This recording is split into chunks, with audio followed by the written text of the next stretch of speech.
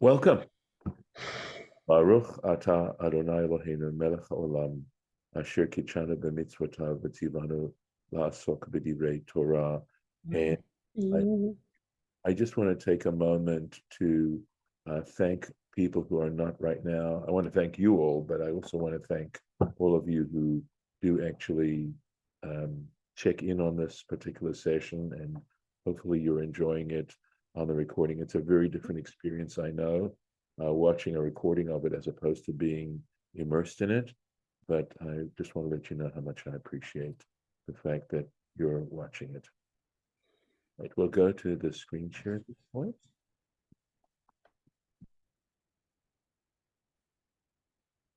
And we have just read about Joseph was taken down to Egypt, Hurad Mitzrayim. And it's so interesting because, as I said, with Judah in the previous chapter, it talks about how Judah went down. Both of them have a going down that involves the spiritual going down, but also coming up as well. So we're talking about, we mentioned how yesterday, how God had blessed Joseph's work in Potiphar's house, and that to the point where Potiphar now trusted Joseph with everything, except, this is it, ki'im halechem asher hu achel, except for the bread which he ate. And that is a euphemism. That's a biblical euphemism referring to the relations he had with his wife. So that's something that obviously he didn't do. Maybe I shouldn't say obviously, because I don't really know the moral level of Egyptian practice back then. Looking at this, okay, here we go. Vahi achar hadvarim ha'eleh. So the little just check out, there's this Vahi, sounds like oive, right? And it implies something awful is going to happen. So after achar hadvarim ha'eleh, it was after these things. In other words, the time it had taken for Potiphar to develop this trust in Joseph, and for God to bless Joseph's work and supervision, etc. After this, and it mentioned, by the way, in the previous sentence, it says Joseph was beautiful of form, beautiful of visage, and beautiful of form, etc. He was a really handsome person. And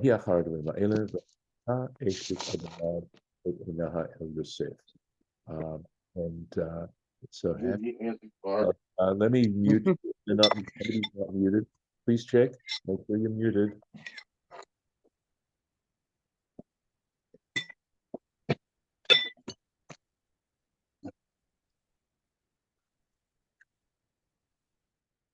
Sorry.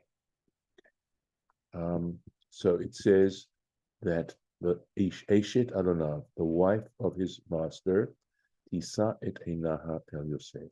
She cast her eyes on Joseph. Literally means she lifted up her eyes to Joseph. But Tomer Shichva imi, and she said to him, "Lie with me, lie with me." So she's obviously trying to seduce him, right? But we had read already that, interestingly enough, we shouldn't impute motive, and that in fact the tradition is that her motives weren't necessarily lascivious at all. Well, but we had talked about because of an oracle and of some sort, if she had been told, by the stars or an oracle or something that this will happen, then she should have trusted that it would happen. She didn't have to, try to force it.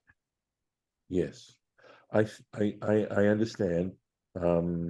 I guess what I'm thinking is that there's I think, intentional ambivalence here.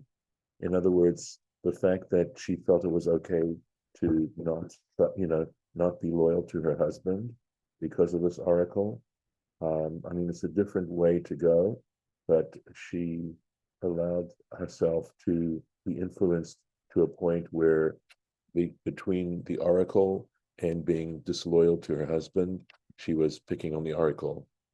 Okay, so and it's not, the fact that the biblical text talks about how good Joseph was looking makes it, perhaps gives us, it's there for what reason, right?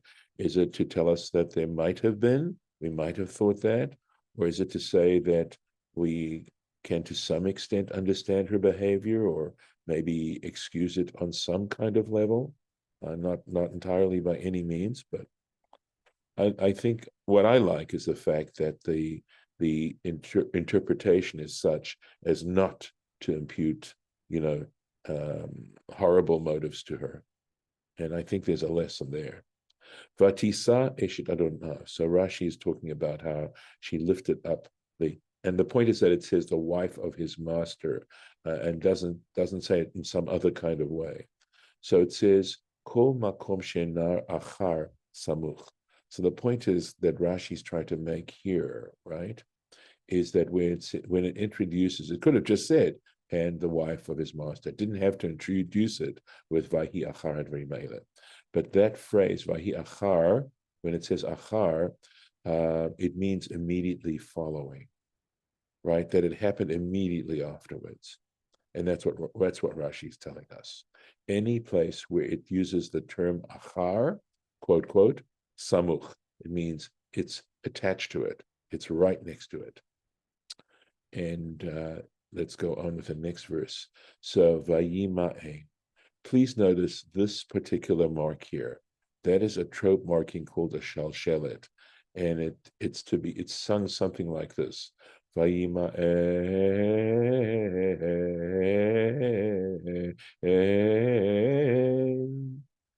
And it implies hesitation of some kind. It's an interpretive trope mark. Not to say that all trope marks on some level are interpretive, but this is a heavily interpretive trope mark, and it suggests hesitation. But Vayima Ein means he refused. He refused. And the fact that this trope mark is on that means he was wrestling with himself. He was very tempted, and he was wrestling with himself inside as to whether he should refuse or he shouldn't refuse. And that's what that's telling us. Vayomer, he said, El Eshet Adonav. He said to the wife of his master. And again, notice how it keeps referring to her as the wife of his master. Hein Adoni, okay, he says, the truth is, or indeed, my master, Lo Yada Iti Ma Babayit, doesn't know what is in the house with me. In other words, it's a roundabout way of saying how he trusts him, that he's got free reign in his master's home, and the master is not questioning. Potiphar is never questioning Joseph as to what he's doing. V'chol asher yeshlo, and everything that he has, natan b'yedei, he has put under my control. Literally, has put in my hands. I don't believe there's a Rashi on this. Next going on. So what are we talking about here? We're talking about breaking trust. We're talking about lack of appreciation, right? Enenu gadol babayit hazeh mimeni. There is no greater one in this house than I am. In other words, I'm second in command. He's put me in that sort of position. V'lo chasach mimeni me'uma, and he hasn't withheld anything from me, ki'im otach, just except for you, ba'asher at ishti, insofar as you are his ishto, you are his wife. Ve'ech e'eseh hara'ah gdolah hazot. How, given what I've just said, how is it possible for me, and how could I even consider doing this awful wickedness, performing such awful this awful wickedness, this great wicked act, v'chatati el Elohim, and I will sin against God. So, two issues, right? One is the incredible betrayal of his master, and also that this is not something that God would approve of at all. So this is a question, right? Is the issue of incest or immorality or this kind of thing, is that forbidden? It's clearly forbidden to the Jewish people. In the book of Leviticus, we read these, and in the book of Deuteronomy, we read about the types of relationships that are forbidden. But does that mean they're forbidden for non-Jews? So he says here, Rashi, "V'chatati lelohim," and I shall sin against God. And Rashi says, "Bnei Noach." That literally means the sons of Noah, which refers to non-Jews as well. Okay, so all people nitztavu al ha'arayot. They're all commanded regarding arayot, meaning immorality, sexual immorality, or But is the text not talking about Joseph's sin, though? yes, it is talking about Joseph is Jewish, so what's the point of mentioning non-Jews? because at this point he has not, the Jewish people haven't officially received the Torah. Okay, and also possibly, really great question, Lauren.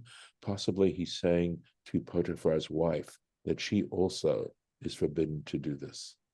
But he does say v'chatati, and I will sin against God. So is he speaking euphemistically to her and suggesting that she also would be sinning against God? So and I'm only saying that because of your question, and the it's an interesting question. So there are a few ways in which one can try and approach this, but it's also, I think, very significant that here he is making a reference to God here. Okay. Vayhi, and it was so, kidabra, as she spoke, right? She spoke, she would speak. El Yosef Yom Yom, to Joseph, day by day. So every single day she was pretty determined. Velo shama eleha, and he did not listen to her. Lishkav etzla, to lie down next to her. Lihiyot ima, or to be with her. And Rashi is going to comment on the duplication of the concepts here. Lishkav elah, to lie next to her. Afilu belo tashmish. He says, even without intercourse. Just physically lying down next to her, not even doing that, even though it might not involve any sexual intercourse. And liotima, to be with her, to be with her. This abbreviation stands for La'olam Haba, which would refer to be in the next world. And I think there are two ways one might look at this, right? In that he did not want to be committed to her in such a way to show such affection, this kind of improper affection, and that it would mean that forever he would be attached. That's one possibility. One possibility would mean perhaps even to fantasize or something like that about being with her, even in his imagination, or just at all, that it's saying at all. He really, at this point, knew it wasn't something he would ever do.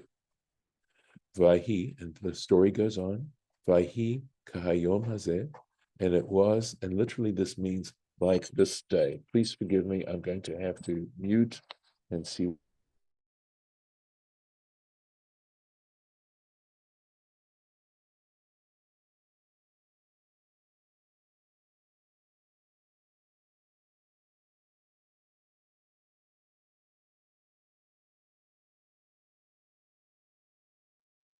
Sorry, okay, looks like it was a pocket call.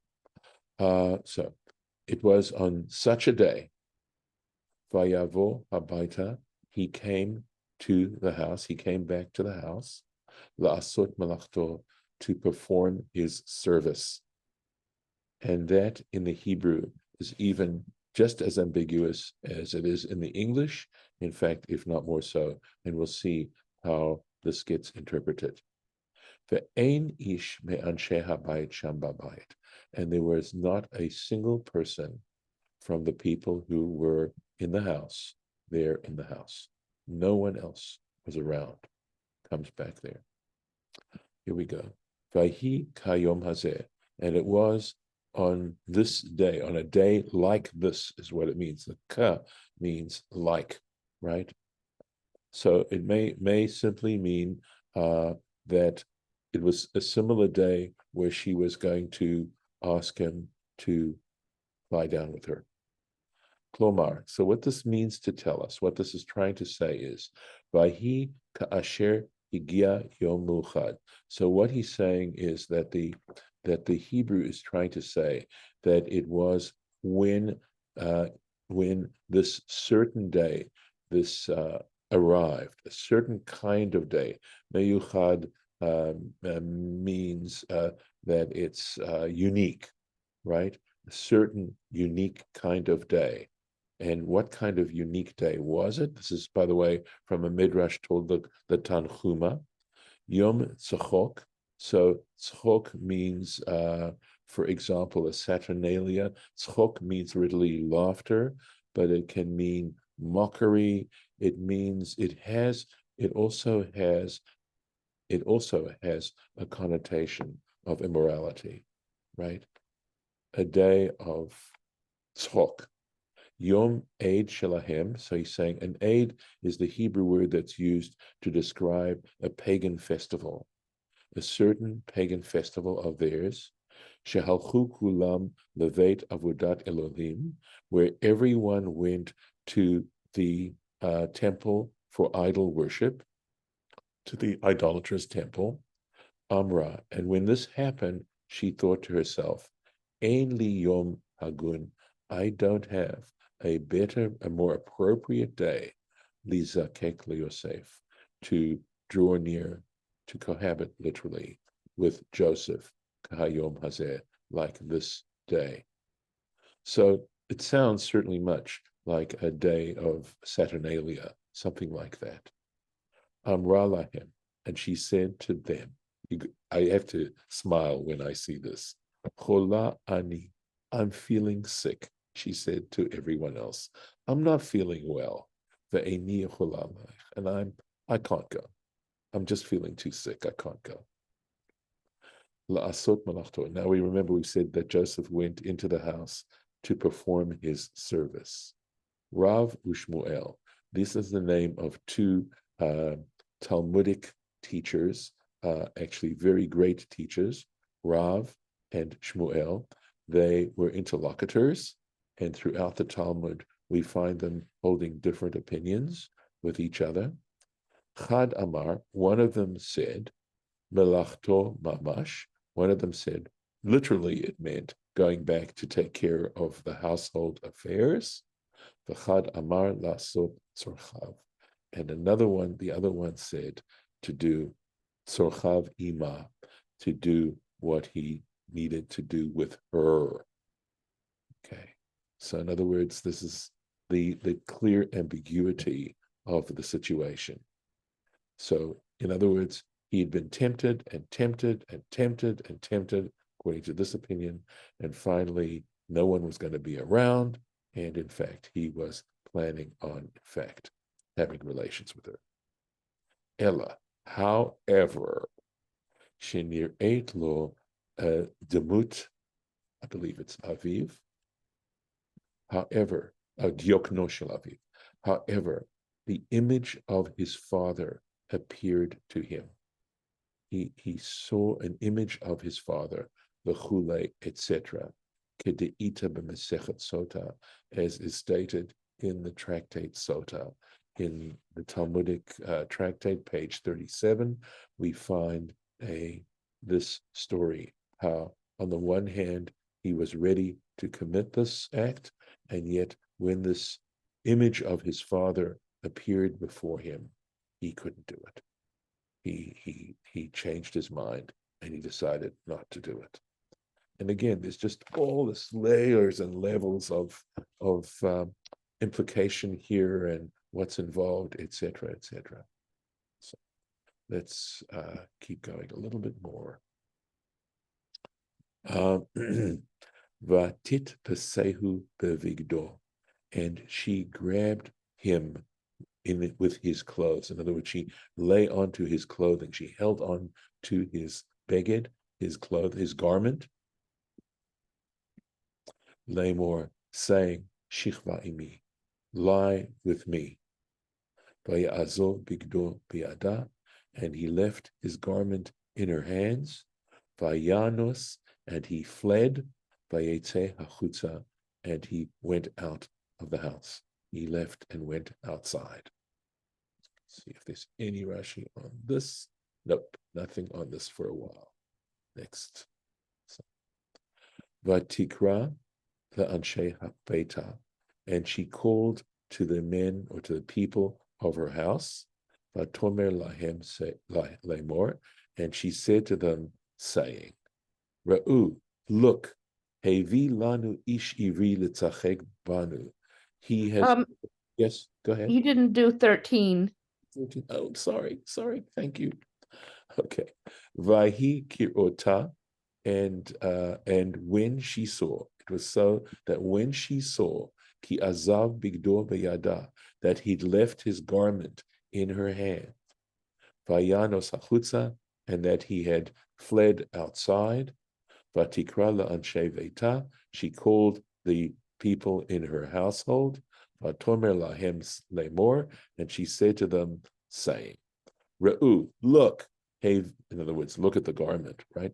Hevi lanu, he brought us, ish ivri, a Hebrew man, litzachek banu, to make sport of us.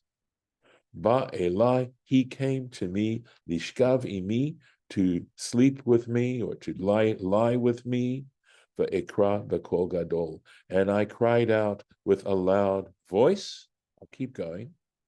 Vahi keshom'o, and when he heard it, ki harimoti koli va'ekra, that I raised my voice and I cried out, va'azov bigdo etzli, he left his garment with me, vayanos vayetze hachutza, and he fled and he went outside. The drama is amazing, right? And the human nature involved, right? So look, he has brought us, right? So it doesn't say Hare Zilashon Ksara. He said, Rashi says, this is an abbreviated language. It doesn't say everything. What's it really saying? Hey Lanu. It just simply he says he brought us. Velo Piresh Mi Hevior, but it doesn't specify who's the one who brought him. It just says he brought us. Al Ba'ala Omerit came, but she was complaining about her husband. The he was a reference to her husband. Ivri, the term Hebrew, right? Me'ever Hanar, from across the river. So in this case, possibly the river Nile, perhaps on the other side of the Nile. Mibnei Aver, or from the descendants of Aver, because Abraham, Isaac, Jacob, etc., were descendants of Aver. And I think Aver was the son of Shem, Noah's son, Shem. Aver was Noah's grandson. And just simply says, Farim Acherim Me'ever Hanar. So just apparent, I have to tell you, I looked at this and I wasn't really sure what this was trying to say, because it appears to just be repeating these two words right here. But apparently, in versions of Rashi, it leaves out Mibnei Aver and doesn't interpret it that way. It just means from across the river. And I'm going to stop here. Well, maybe those two are linked in that, they're talking etymologically about the word Hebrew, but maybe the name Aber was prophetic about the crossing, going down towards Egypt and then coming back to Israel. Maybe that name was kind of just foreseeing that.